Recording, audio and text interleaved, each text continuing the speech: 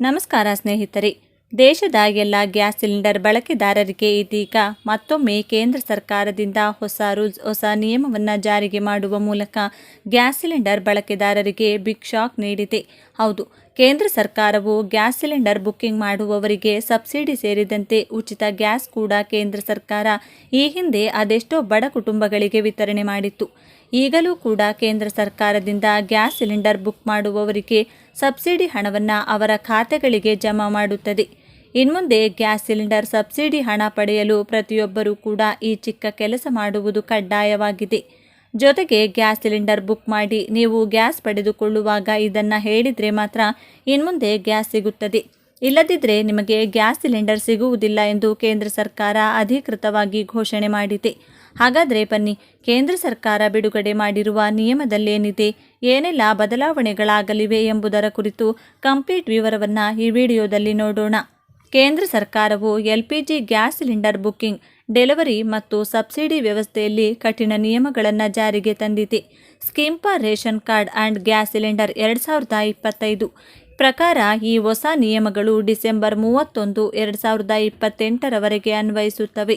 ಈ ಬದಲಾವಣೆಗಳು ಪಾರದರ್ಶಕತೆ, ಸುರಕ್ಷತೆ ಮತ್ತು ಸಬ್ಸಿಡಿಯ ಸರಿಯಾದ ವಿತರಣೆಗೆ ಒತ್ತು ನೀಡುತ್ತವೆ. ಹೊಸ ನಿಯಮಗಳ ಪ್ರಮುಖ ಅಂಶಗಳು: KYC ಕಡ್ಡಾಯ. LPG ಗ್ಯಾಸ್ ಸಿಲಿಂಡರ್ ಬುಕ್ಕಿಂಗ್ ಮಾಡುವ ಮೊದಲು ಗ್ರಾಹಕರು KYC ಪ್ರಕ್ರಿಯೆ ಪೂರ್ಣಗೊಳಿಸಬೇಕು. ಆಧಾರ್ ಕಾರ್ಡ್ ಮತ್ತು ಮೊಬೈಲ್ ನಂಬರ್ ಗ್ಯಾಸ್ ಏಜೆನ್ಸಿಯೊಂದಿಗೆ ಲಿಂಕ್ ಮಾಡಬೇಕು. OTP ಮೂಲಕ ಆಧಾರ್ ದೃಢೀಕರಣ ಮಾಡಬೇಕು. KYC ಇಲ್ಲದಿದ್ದರೆ ಸಿಲಿಂಡರ್ ಡೆಲಿವರಿ ನಿರಾಕರಿಸಲ್ಪಡುತ್ತದೆ. OTP ಮೂಲಕ ದೃಢೀಕರಣ. ಸಿಲಿಂಡರ್ ಬುಕ್ಕಿಂಗ್ ಮಾಡುವಾಗ OTP ದೃಢೀಕರಣ ಕಡ್ಡಾಯ. ಇದು ವಂಚನೆ ಮತ್ತು ಬ್ಲ್ಯಾಕ್ ಮಾರ್ಕೆಟ್ ಗ್ಯಾಸ್ ವ್ಯಾಪಾರವನ್ನು ತಡೆಯುತ್ತದೆ. ಸಬ್ಸಿಡಿ ಸರಿಯಾದ ಗ್ರಾಹಕರಿಗೆ ಮಾತ್ರ ಬರುವಂತೆ ಖಚಿತಪಡಿಸುತ್ತದೆ. ಸಬ್ಸಿಡಿ ದುರುಪಯೋಗ ತಡೆ. ಹಿಂದೆ ಕೆಲವರು ಒಂದಕ್ಕಿಂತ ಹೆಚ್ಚು ಗ್ಯಾಸ್ ಕನೆಕ್ಷನ್ ಹೊಂದಿದ್ದರು ಮತ್ತು ಸಬ್ಸಿಡಿ ಅಕ್ರಮವಾಗಿ ಪಡೆಯುತ್ತಿದ್ದರು. ಆಧಾರ್ ಲಿಂಕಿಂಗ್ ಮತ್ತು KYC ಮೂಲಕ ಇಂತಹ ಅಕ್ರಮಗಳನ್ನು ತಡೆಯಲಾಗುತ್ತದೆ. ಪಾರದರ್ಶಕತೆ ಮತ್ತು ಸುರಕ್ಷತೆ. eKYC ಮತ್ತು OTP ವ್ಯವಸ್ಥೆ ಗ್ಯಾಸ್ ಡೆಲಿವರಿಯನ್ನು ಹೆಚ್ಚು ಸುರಕ್ಷಿತವಾಗಿಸುತ್ತದೆ. ಯಾವುದೇ ಅಕ್ರಮ ಚಟುವಟಿಕೆಗಳನ್ನು ಸುಲಭವಾಗಿ ಗುರುತಿಸಬಹುದು.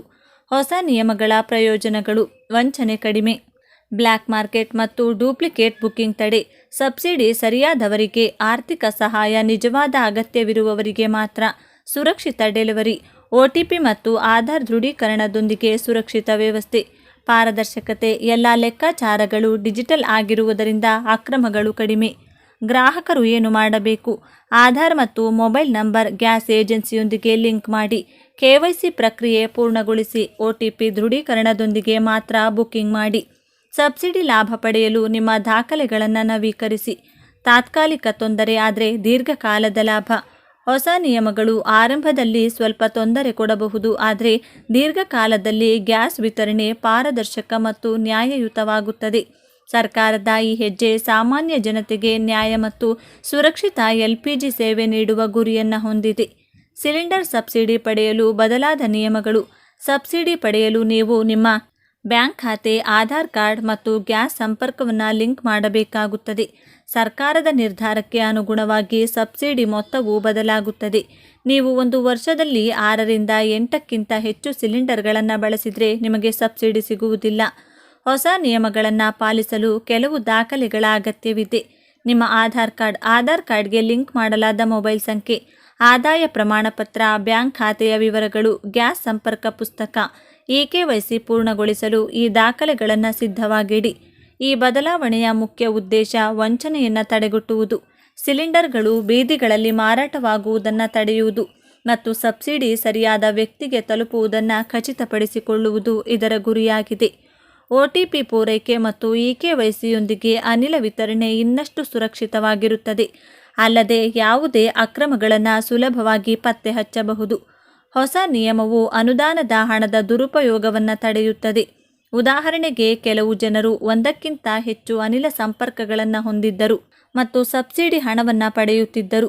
ಆದರೆ ಈಗ KYC ಮತ್ತು ಆಧಾರನ್ನು ಲಿಂಕ್ ಮಾಡುವ ಮೂಲಕ ನಾವು ಅಂತಹ ಅಕ್ರಮಗಳನ್ನು ತಡೆಯಬಹುದು. ಈ ಸರ್ಕಾರದ ಕ್ರಮವು ಸಾಮಾನ್ಯ ಜನರಿಗೆ ಪ್ರಯೋಜನವನ್ನು ನೀಡಿದೆ.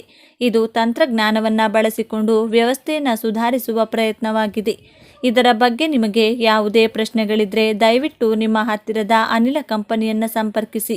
ಆದಷ್ಟು ಬೇಗ ನೀವು ಕೂಡ ಈ KYC ಮಾಡಿ ಗ್ಯಾಸ್ ಸಿಲಿಂಡರ್ ಪಡೆದುಕೊಳ್ಳಿ.